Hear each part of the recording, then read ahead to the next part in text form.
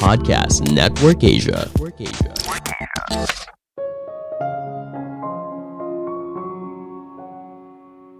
Hidup bukanlah garis lurus, tapi berkelok-kelok seperti saat kita menaiki gunung. Gejolak hidup yang bisa menguatkan dan membentuk kita menjadi pribadi yang lebih baik. Halo semuanya, nama saya Michael. Selamat datang di podcast saya, Sikutu Buku. Kali ini saya akan bahas bagaimana cara kita menghadapi berbagai perubahan hidup. Ini merupakan rangkuman dari video TED Talk Bruce Weiler yang berjudul How to Master a Life Transition dan diolah dari berbagai sumber. Hidup itu tidak selamanya mulus, kita pasti mengalami gejolak. Ada masanya kita bisa melewati gejolak hidup dengan santai, tapi ada kalanya gejolak yang muncul tidak seperti percikan air, tapi lebih seperti gempa bumi. Di saat itulah momen yang bisa merubah hidup yang kita jalani. Perubahan besar seperti kehilangan pekerjaan, menikah, ditinggal orang yang dicintai, dan sebagainya pasti memiliki dampak yang luar biasa bagi hidup seseorang. Bagaimana caranya agar kita bisa tetap kuat menjalani perubahan tersebut? Perubahan ini tidak membuat kita jadi makin terpuruk, namun bisa jadi momen untuk menciptakan kembali diri kita yang baru. Sebelum kita mulai, buat kalian yang mau support podcast ini agar terus berkarya, caranya gampang banget. Kalian cukup klik follow. Dukungan kalian membantu banget supaya kita bisa rutin posting dan bersama-sama belajar di podcast ini.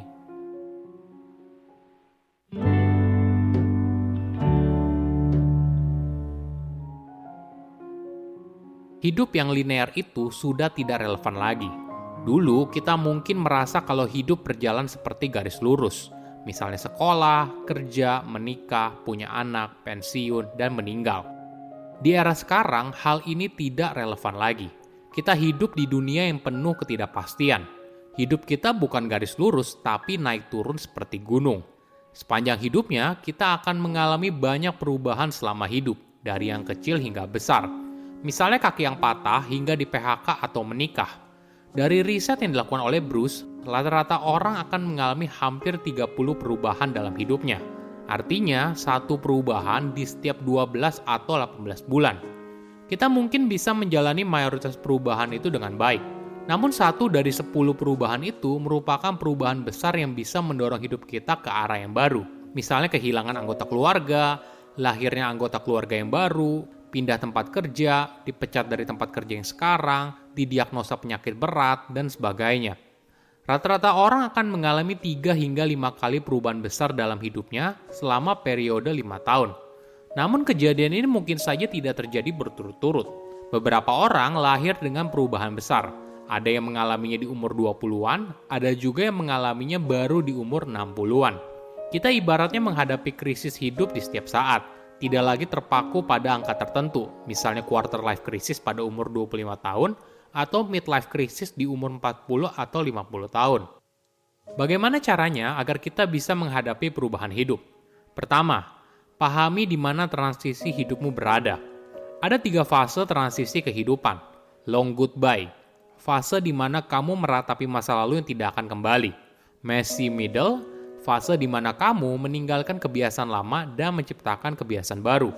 The new beginning, fase di mana kamu memulainya dengan dirimu yang baru. Menariknya, fase transisi kehidupan ini tidak melulu mulainya berurutan. Kita perlu menganalisa fase mana yang kita kuasai dengan baik, lalu mulai dari sana. Misalnya setengah dari kita tidak suka fase messy middle. Mereka kesulitan menciptakan kebiasaan baru, tapi ada orang yang ahli dalam buat pilihan hidup. Kemudian menganalisa mana yang terbaik buat mereka. Nggak masalah, mulai dari sana. 4 dari 10 orang tidak suka dengan long goodbye. Mungkin karena kita suka menyenangkan perasaan orang lain atau kita sulit menerima kondisi yang berat. Tapi ada orang yang ahli di sana, ya nggak apa-apa. Poin utamanya, menjalani transisi kehidupan itu nggak mudah. Jadi pilihlah fase mana yang paling nyaman buat kamu, bangun kepercayaan diri, dan bergerak maju.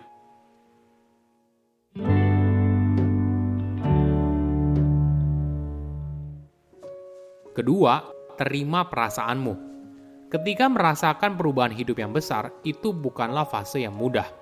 Banyak orang sulit menerimanya, sehingga dia ibaratnya terjebak dalam situasi tersebut. Ketika ditanya kenapa, ada yang menjawab karena rasa takut. Misalnya tiba-tiba saja kamu dipecat.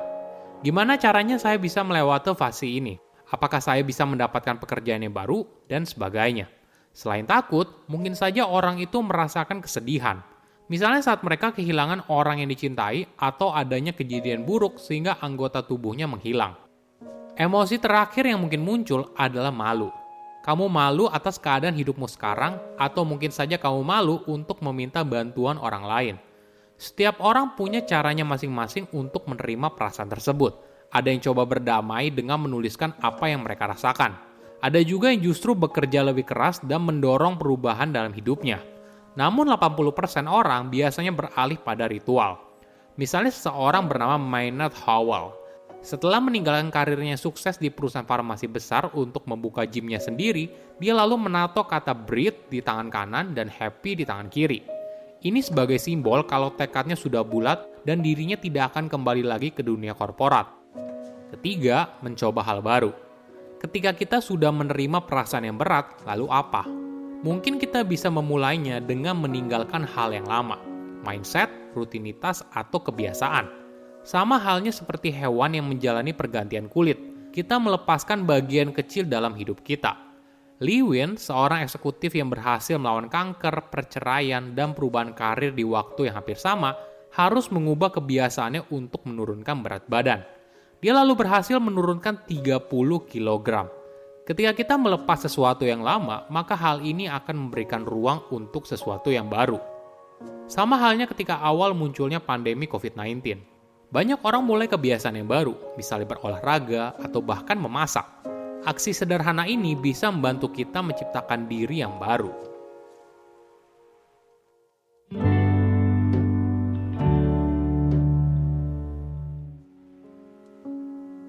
Keempat, belajar dari orang yang lebih berpengalaman.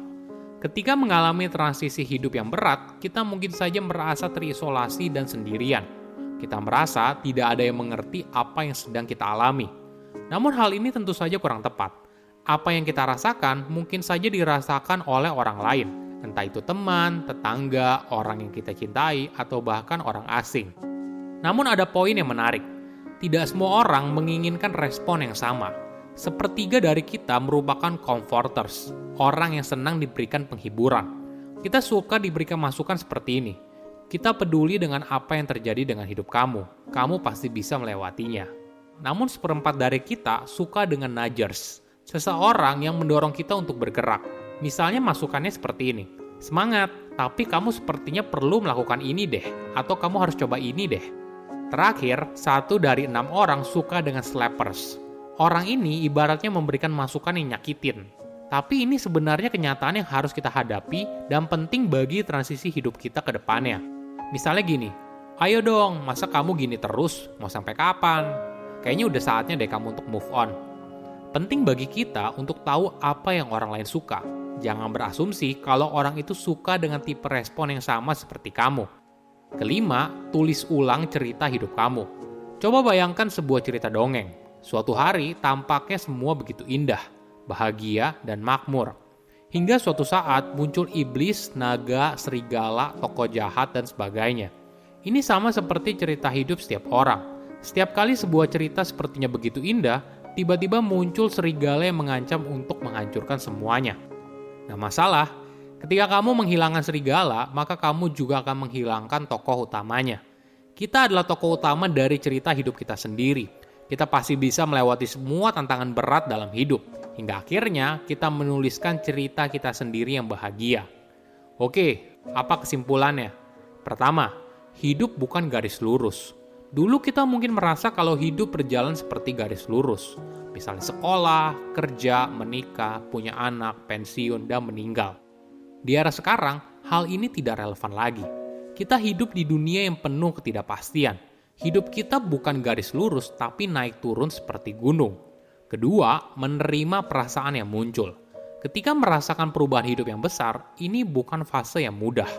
Banyak orang sulit menerimanya, sehingga dia ibaratnya terjebak dalam situasi tersebut. Namun fase ini penting untuk bisa keluar dan mulai bergerak maju. Ketiga, menulis ulang cerita hidup kamu. Kita adalah tokoh utama dari cerita hidup kita sendiri. Kita pasti bisa melewati semua tantangan berat dalam hidup. hingga akhirnya kita menuliskan cerita kita sendiri yang bahagia. Saya undur diri, jangan lupa follow podcast Sikutu Buku. Bye-bye.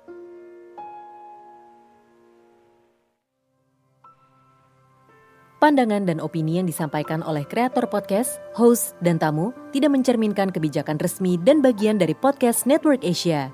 Setiap konten yang disampaikan mereka di dalam podcast adalah opini mereka sendiri dan tidak bermaksud untuk merugikan agama, grup etnik, perkumpulan, organisasi, perusahaan, perorangan, atau siapapun dan apapun.